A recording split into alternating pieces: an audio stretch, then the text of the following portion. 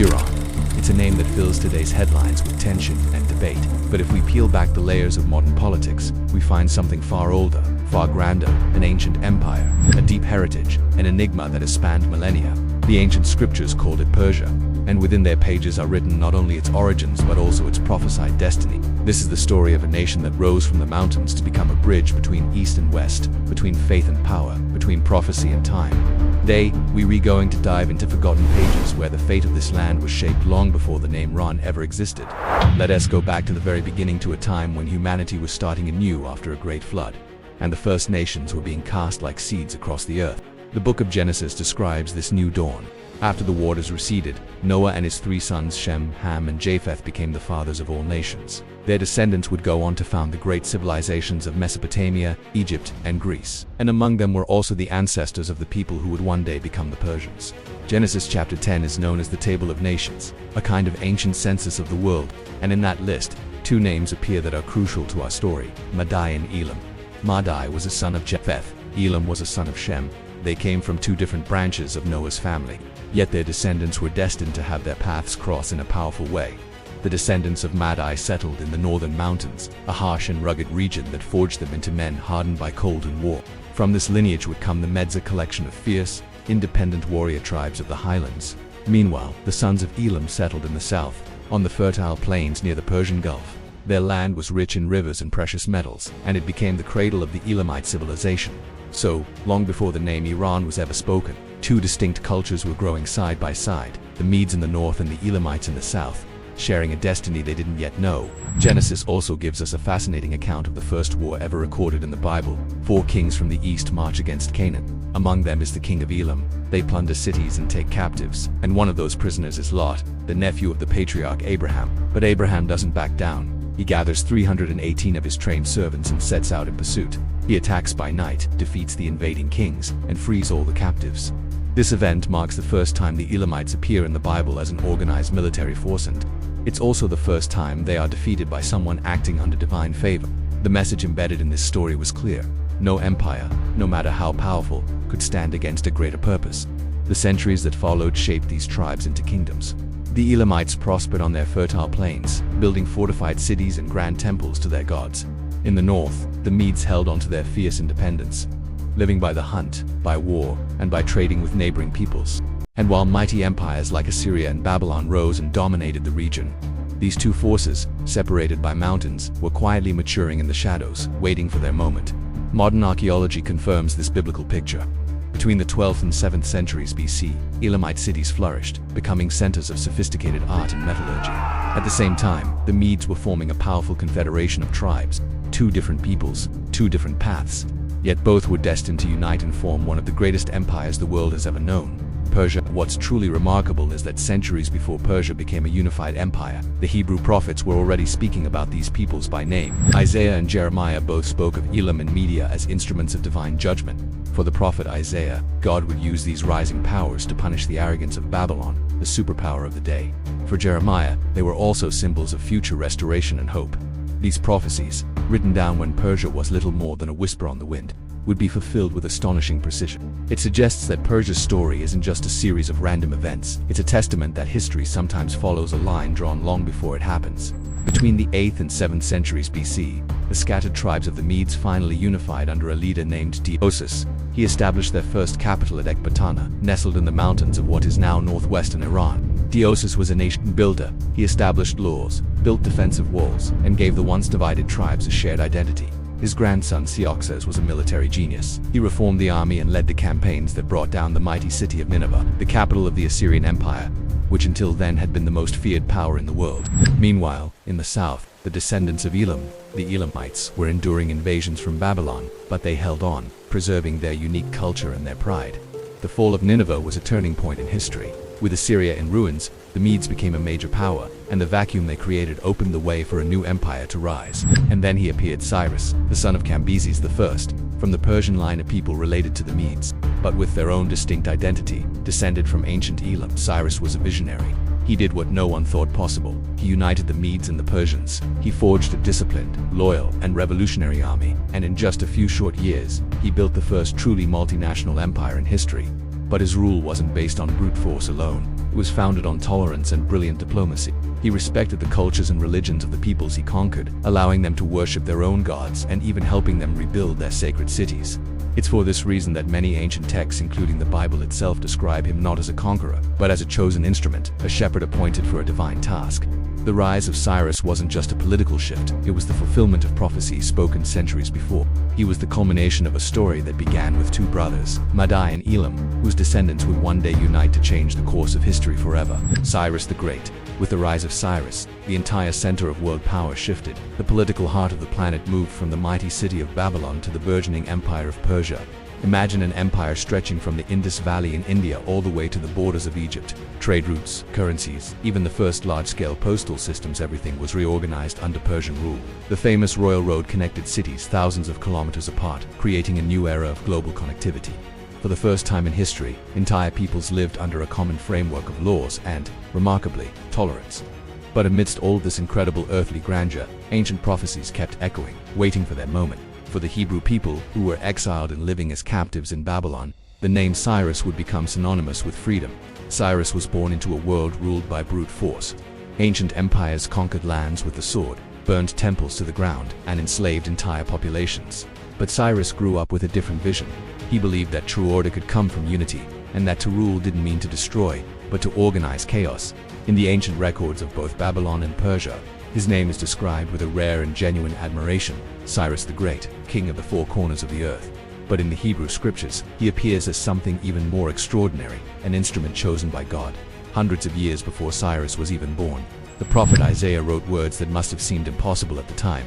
In his prophecies, a foreign pagan king would be used by the Creator to set Israel free, and even more astonishingly, this king was called by name. Thus says the Lord to his anointed, to Cyrus, whose right hand I take, to subdue nations before him, to open doors that shall not be shut. Think about that for a second. When Isaiah wrote these words, Babylon hadn't yet destroyed Jerusalem. The magnificent Temple of Solomon still stood proudly, but God was already speaking of the return from an exile that hadn't even happened yet. Decades later, when the people of Judah were taken captive to Babylon, these prophecies took on a profound new meaning. They became a beacon of hope shining amidst the ruins. By then, Babylon had become the undisputed capital of the world. Its towering walls seemed to reach the sky, and its famous hanging gardens were considered one of the wonders of the ancient world. But behind all that splendor, a moral decay was setting in. Its kings grew drunk with power, arrogant, and openly mocked the God of Israel. And among the prisoners of that exile was a young Hebrew man you've probably heard of, Daniel. Intelligent, disciplined, and unshakably faithful to his God, Daniel rose through the ranks of the Babylonian court, becoming a trusted royal advisor. He interpreted dreams, revealed mysteries, and foretold what was to come. Among his most famous visions was that of a great statue made of different metals: gold, silver, bronze, iron, and clay, a powerful symbol of the empires that would dominate the earth. The head of gold, Daniel explained, represented Babylon. But then he told the king, after you, another kingdom will arise, inferior to yours. This second kingdom would be that of the Medes and Persians, united under the singular rule of Cyrus. Time passed, and the prophecy began to unfold, piece by piece. Cyrus, now the powerful king of Persia, marched his armies toward Babylon, but the city seemed impenetrable. Its walls were dozens of meters high, and the mighty Euphrates River flowed right through the heart of the capital, acting as a natural moat. A frontal assault was out of the question. But Cyrus was as clever as he was powerful. He didn't attack head-on. Instead, he ordered his engineers to dig channels to divert the course of the river, causing the water level to drop dramatically. While the Babylonians, feeling perfectly secure, feasted and celebrated, Cyrus's army slipped into the city by marching along the now dry riverbed, silently, under the cover of darkness. That very night, King Belshazzar was hosting a lavish banquet for 1,000 of his nobles. In an act of supreme arrogance, he ordered the sacred gold vessels, the ones looted from the temple in Jerusalem, to be brought out, and he toasted his own gods of silver and stone. But in that moment, a mysterious hand appeared out of thin air and began to write on the palace wall. The words were strange, and no one could understand them. Mene, Mene, Tekel Persim. Panicked, the king summoned Daniel. The old prophet interpreted the divine message. Your days have been numbered, and you have been found lacking. Your kingdom will be given over to the Medes and Persians. The prophecy was fulfilled that very night. Belshazzar was killed, and the mighty city of Babylon fell without a single major battle. Cyrus entered the city in silent triumph. He did not destroy, he did not plunder. On the contrary, he issued a decree that would change the fate of the exiled people forever. On ancient clay tablets, which are now preserved in museums, his incredible words can still be read. "I am Cyrus, king of the world, king of Babylon. I restored to the peoples their gods and allowed them to return to their lands, and among those peoples was Israel." Cyrus's decree, which is recorded in the biblical book of Ezra, authorized the return of the Jewish exiles and, crucially, the rebuilding of the temple in Jerusalem. 70 years after the destruction of their home, Isaiah's impossible words became a stunning reality.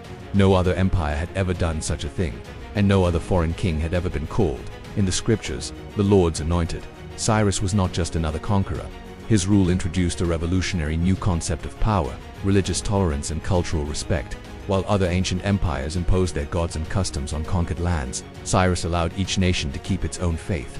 The famous Cyrus Cylinder, often considered the world's first charter of human rights, summarizes this policy. In it, the king declares, "I will not permit anyone to cause fear or oppression." Because of this, in many traditions he is remembered not just as a warrior but as a liberator. For the Hebrew people, Cyrus was living proof that God's divine sovereignty can work through anyone, even pagan kings. For historians, his vision of a multicultural empire shaped the course of the centuries that followed. And for the prophets, he was a key that unlocked a much larger mechanism, the fulfillment of a divine cycle that was just beginning to turn. Babylon had fallen. The people of Israel were going home, but the grand plan was not yet complete. Daniel, who had witnessed it all, from the golden age of Babylon to its sudden fall, received new visions, and in them, the empire of Persia remained alive not just as a political force, but as a vital part of a prophetic storyline that would stretch all the way to the end of time. What an incredible story of history, prophecy, and divine intervention. It really makes you wonder about the hidden forces that shape our world. What do you think about Cyrus's role in history? Have you ever felt like you're just a small piece in a giant, unfolding story? That's exactly how the prophet Daniel must have felt. He had seen empires rise and fall, interpreting dreams for the mighty king of Babylon. But now, he was an old man, serving a new master, the king of Persia. The world had changed, but the divine messages he received were becoming more powerful than ever. One night, Daniel had a vision that would echo through history. He saw a churning sea, and from its depths, 4 monstrous beasts emerged. The second beast was a bear, lopsided, with 3 ribs clenched in its teeth. A voice boomed, "Arise, devour much flesh." Daniel understood. This was Persia, the empire that would swallow Babylon whole, a colossal power stretching across the known world. But this vision wasn't just about conquest. It was a stark reminder that all earthly power, no matter how great, is fleeting. The visions continued. Daniel saw a ram with 2 horns, one taller than the other, charging uncontrollably across the land. No one could stand in its way. Then, from the west, a goat with a single prominent horn appeared, moving so fast its feet barely touched the ground. It slammed into the ram, shattering its power completely. An angel appeared to Daniel, explaining the vision. The ram was the empire of Media and Persia. The goat was the coming king of Greece. Centuries later, a young general named Alexander the Great would fulfill this prophecy with astonishing speed, conquering the Persian Empire and reshaping the world. But, in his own time, Daniel knew none of these names. He only saw symbols, heard whispers, and felt the weight of the future. He meticulously recorded everything. These weren't just political forecasts, they were a coded message about time itself. Each empire, Babylon, Persia, Greece, and the one that would follow was a chapter in a much larger saga. Daniel wrote that these words were to be sealed until the time of the end. And maybe that's why the story of ancient Persia still captivates us, holding secrets we're still trying to understand. While Daniel was recording these cosmic visions, a very different, very human story was unfolding inside the gilded palaces of Persia. In the capital city of Susa, King Ahasuerus, known to the Greeks as Xerxes I, reigned over the largest empire on earth. His feasts were legendary, lasting for months. His columns were draped in gold, and his authority stretched from the borders of India to the lands of Ethiopia. He was, for all intents and purposes, the most powerful man in the world. During one of his extravagant banquets, fueled by wine and pride, the king made a fateful demand. He ordered his wife, Queen Vashti, to appear before his drunken guests to show off her beauty, but Vashti refused. Her defiance, in front of the empire's most powerful men, was a public humiliation for the king. Enraged, Ahasuerus stripped her of her title and banished her. The search for a new queen began. From every corner of the vast empire, the most beautiful young women were brought to the palace. Among them was a Jewish orphan named Hadassah, known by her Persian name, Esther. Raised by her wise cousin Mordecai, she kept her Jewish heritage a secret. With her grace and quiet strength, Esther captivated the king. She was chosen from among all the others and crowned the new queen of Persia. But her ascent to the throne was not the end of her story. It was the beginning of her greatest test. In the king's court, a man named Haman was rising in power. He was ambitious, arrogant, and filled with a dark hatred for Esther's cousin, Mordecai, who refused to bow down to him as others did. This simple act of defiance wounded Haman's immense pride. He decided that punishing just one man wasn't enough. He would destroy Mordecai's entire people. With slick words and twisted logic, Haman convinced King Ahasuerus that a certain group of people scattered throughout the empire were a threat. He secured a royal decree, sealed with the king's own ring.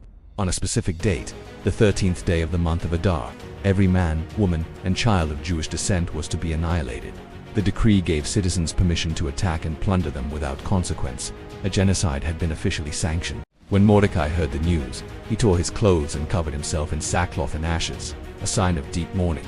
He managed to get a message to Queen Esther inside the palace walls, a message that has echoed through the ages. Do not think that because you are in the king's house, you alone of all the Jews will escape, and who knows but that you have come to your royal position for such a time as this. Esther was terrified. To approach the king without being summoned was a death sentence. No one, not even the queen, was exempt from this rule. But Mordecai's words struck her heart. She was faced with a choice, her own safety or the survival of her people. Her reply was one of pure courage. Go, gather all the Jews who are in Susa and fast for me. Do not eat or drink for 3 days, night or day. I and my attendants will fast as you do. When this is done, I will go to the king, even though it is against the law. And if I perish, I perish. Dressed in her finest royal robes, Esther walked into the inner court of the palace, her heart pounding. She stood, waiting for the king's judgment. He sat on his throne, and his eyes fell upon her. For a moment, the fate of a nation hung in the balance. Then, a smile touched his lips. He extended his golden scepter towards her, sign of acceptance. She was safe, but her mission had just begun. Instead of blurting out her request, she wisely invited the king and Haman to a private banquet, and then to a second banquet the next day. At this second feast, with Haman sitting there, feeling secure and honored, the king asked Esther what she truly wanted. If I have found favor in your sight, O king, she said, and if it pleases the king, grant me my life, this is my petition, and spare my people, this is my request, for I and my people have been sold to be destroyed, killed and annihilated. The king was stunned. Who is he? Where is the man who has dared to do such a thing? Esther, looking directly at her enemy, declared, the adversary and enemy is this vile Haman. The king's face turned white with rage. He stormed out into the garden. When he returned, he found Haman begging for his life at Esther's couch and misinterpreted the scene. In a flash of fury, Ahasuerus ordered Haman to be executed on the very gallows he had proudly built for Mordecai. Justice had been served on the villain, but a critical problem remained. According to Persian law, a decree signed by the king could not be revoked. The order to kill the Jews still stood. So, Esther made one more brave appeal. She asked the king to issue a new edict. This new decree didn't cancel the old one, but it gave the Jewish people the right to assemble and defend themselves against any who would attack them. When the fateful day arrived, what was meant to be a day of slaughter became a day of victory. The Jewish people, now legally empowered to fight back, defended their families and their homes. The tables had been completely turned. The day that was marked for their destruction became a day of celebration, a festival called Purim, which is still joyfully observed by Jewish communities around the world today. The story of Esther shows us that even in the heart of a powerful foreign empire, one person's courage can change the course of history. It reminds us that Persia, for all its might and pagan gods, was still a stage where deeper plans were unfolded. From Daniel's visions of empires clashing to Esther's bravery in the palace, this ancient kingdom played a pivotal role in a story far greater than its own. Centuries passed. Empires rose and fell, their glories turned to dust. Yet, through it all, ancient prophets kept their eyes fixed on the distant horizon of time, speaking of events yet to come. Among them was a man named Ezekiel, living in exile in Babylon. He received a vision so staggering it would echo through millennia, future war so devastating it would shake the entire world. A voice commanded him, "Son of man, set your face against Gog of the land of Magog, prophesy against him. Behold, I am against you, O Gog." The voice then listed Gog's allies, Persia, Cush, and Put will be with you. In that ancient list of nations, one name leaps out, Persia. Centuries before the birth of Christ, Ezekiel declared that in the last days, Persia would join a coalition marching against Israel. The text describes a colossal army descending from the north, moving like a storm cloud to cover the land. But just as they are about to strike, the prophecy says God himself intervenes with fire, earthquakes, and utter confusion. The war of Gog and Magog isn't just a military battle. It's a prophecy about the ultimate showdown between human ambition and divine purpose. Many scholars believe Magog represents a northern power, perhaps Russia, Turkey, or a broader Eurasian alliance. Cush and Put are often identified with nations in Africa and Persia. That's modern-day Iran. When we look at today's world map, we see alliances and geopolitical tensions that seem to eerily mirror this ancient text. Of course, the prophecy gives no dates. It doesn't pinpoint a year or a decade. It simply reveals that when all seems lost, when human power reaches its arrogant peak, the Creator will make his presence known. As Ezekiel writes, "And I will show my greatness and my holiness, and make myself known in the eyes of many nations." But hidden within the scriptures, amid the dramatic words of judgment and destruction, lies another lesser-known prophecy about Persia that most people have never heard. It's tucked away in the book of Jeremiah, chapter 49. The Lord says, "I will break the bow of Elam, the mainstay of their might, but in the last days I will restore the fortunes of Elam." This passage is extraordinary. Elam was the ancient civilization that gave rise to Persia. So, the prophecy speaks to the same people. First comes collapse, "I will break the bow," a symbol of their military power. But then comes hope, "I will restore." This suggests that even a nation seemingly destined for judgment is offered a promise of mercy and renewal. The text implies that after the chaos of war, a time of redemption will come. Now, here's where it gets truly fascinating. Historically, the ancient land of Elam corresponds to the southwestern region of modern-day Iran. And what do we find in that very region today? The country's main nuclear facilities. Is this merely a coincidence, or is it a prophetic echo resonating through the ages? Scholars debate it, but the connection is undeniably striking. The central message, however, is crystal clear. No empire, no matter how powerful, is beyond the reach of divine judgment. But equally, no nation, no matter how far it has strayed, is beyond the reach of divine grace. Centuries after Ezekiel and Jeremiah, Persia would reappear on the world stage, this time, not with armies and bows, but with wisdom and wonder. The Gospel of Matthew tells a familiar story. Wise men came from the east, guided by a mysterious star, to worship the newborn king of the Jews. These magi were not kings in the traditional sense. They were astronomers, priests, and scholars, the intellectual descendants of the ancient Persian schools of wisdom. They studied the heavens, the cycles of time, and, most importantly, the ancient prophecies. This included the writings of the prophet Daniel, who had served with distinction in the Persian court centuries earlier. Daniel had precisely foretold the time frame for the Messiah's arrival. So, when these Persian magi saw the star, they understood its significance. They packed their bags and traveled hundreds of miles across treacherous deserts, bringing 3 specific gifts: gold, frankincense, and myrrh. These weren't random presents.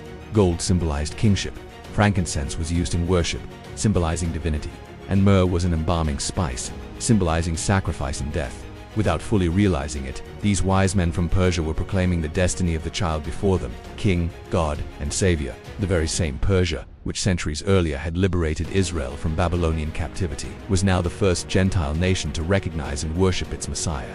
The historical circle was complete. Today the name has changed from Persia to Iran, but the land remains the same. And once again, it stands at the very center of global attention. Regional conflicts, nuclear ambitions, complex political alliances, all of these factors place Iran as a key strategic piece on the world's chessboard. Many people see the shadow of ancient prophecies falling over today's headlines. Others dismiss it as simple geopolitics. But the parallel is unmistakable. History seems to be rhyming. Persia was the empire that liberated God's exiled people, yet Ezekiel describes it as a nation that will rise against Israel in the end times. Jeremiah speaks of judgment and then of restoration. It's as if history is following an ancient script that is not yet finished. Iran, as the heir to Persia, carries within it a profound paradox: glory and ruin, faith and pride, judgment and redemption. From the ancient plains of Elam to the deserts of the future, the name of Persia runs like a thread through the biblical timeline, a constant witness to things that never change. The fleeting destiny of empires, the fragility of human power, and the inevitable fulfillment of prophecy. Perhaps the greatest lesson of Persia isn't found in its mighty conquests, but in its cyclical journey of people who freed and were freed, who fell and were restored, who destroyed and rebuilt. The Bible chronicles its origins and foretells its final alliances. It's as if, from Genesis to Revelation, Iran forms a continuous thread linking the very beginning of history to its very end. And maybe that's why today's news sounds so familiar. The stage changes, the actors wear different costumes, but the plot remains the same. The names of nations transform, but the powerful forces that drive history endure. In the end, the prophecies suggest that all nations will bow not before human kingdoms or political ideologies, but before a truth that transcends the centuries. And the name Persia, ancient, enigmatic, and eternal, will continue to echo through time, a powerful reminder that nothing and no one lies beyond the reach of a greater, divine purpose. Thank you so much for watching. If this story fascinated you, please consider liking this video and subscribing to our channel for more journeys into the forgotten corners of history and prophecy. We'll see you next time.